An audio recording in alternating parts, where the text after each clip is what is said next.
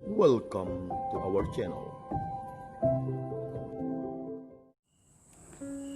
Selamat pagi, Bapak Ibu Saudara-saudari yang terkasih, para sahabat dan pencinta Riak Sabda. Berjumpa lagi di Riak Sabda untuk edisi Kamis 12 November 2020. Hari ini kita juga memperingati Santo Yosafat, uskup dan martir. Nah, Yosafat ini adalah seorang uskup di Rusia. Dia berasal dari Lituania yang sekarang Ukraina. Ia menjadi martir karena usahanya untuk mempersatukan gereja. Pada waktu itu, gereja mengalami perpecahan, gereja timur dan gereja barat. Gereja timur waktu itu di Rusia mengalami skisma yang menyebabkan mereka memutuskan hubungan dengan gereja barat, tidak mau lagi mengakui paus sebagai pemimpin tertinggi gereja mereka. Nah, Yosafat datang menjadi uskup lalu berusaha untuk menyatukan ini. Tetapi usahanya ini tidak disukai oleh beberapa kalangan sehingga ia dimusuhi, lalu akhirnya ia dibunuh. Dan hari ini Yesus mau memberitahukan kepada kita di dalam bacaan Injil tentang kedatangan kerajaan Allah. Kerajaan Allah itu sesungguhnya datang bukan dengan tanda-tanda lain, tetapi dengan kehadiran Yesus sendiri. Yesus sendiri hadir untuk membawa dan mewartakan kerajaan Allah. Oleh karena itu, kerajaan Allah itu jangan dicari di tempat lain. Jangan dicari di hal-hal lain. Carilah kerajaan Allah itu di dalam nama Yesus. Karena Yesuslah yang membawa warta kerajaan Allah itu. Apa artinya Yesus yang membawa kerajaan Allah di tengah dunia ini? Kerajaan Allah artinya Allah yang meraja. Allah yang meraja artinya ketika Allah itu menjadi raja dalam kehidupan kita. Dan kapan Allah itu menjadi raja dalam kehidupan kita? Kalau kehendaknya kita ikuti.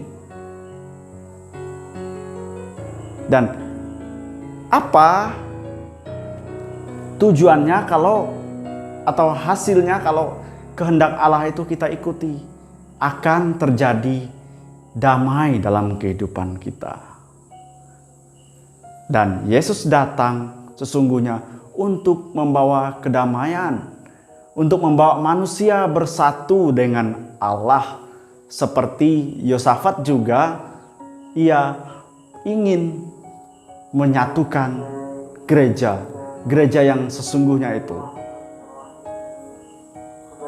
Dan kita bagaimana?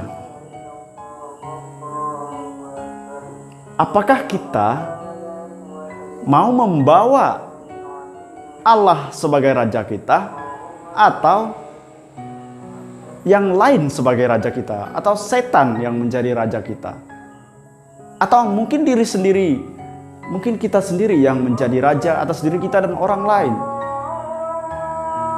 Yang mana?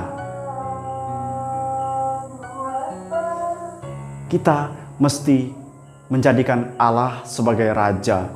Kita tidak cukup membawa Allah itu sebagai raja untuk diri kita sendiri, tapi juga kita harus membawa Allah sebagai raja itu ke dalam kehidupan orang lain.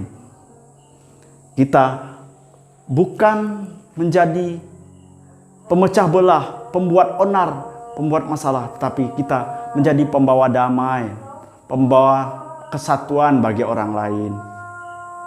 Kita menjadi solusi, bukan pembuat masalah dalam kehidupan. Karena apa? Karena iman kita kepada Yesus yang sudah membawakan warta kerajaan Allah itu, membawa warta kabar gembira itu kepada kita. Ia membawa warta keselamatan. Ia ingin kita bersatu dengan Allah di dalam kerajaannya. Semoga kita juga mampu menjadi pembawa damai sejahtera bagi orang-orang yang ada di dalam kehidupan kita, seperti Yesus juga membawa damai sukacita itu ke dalam kehidupan kita melalui karya-karya yang sudah Ia lakukan, terutama dengan penebusannya di salib dan kebangkitannya. Semoga Tuhan memberkati kita. Amin. Jika kamu suka video ini, like dan share kepada teman-teman seiman. Jika kamu ingin mendapatkan update-update terus, tekan subscribe dan hidupkan tombol lonceng. Terima kasih, Tuhan memberkati kita selalu.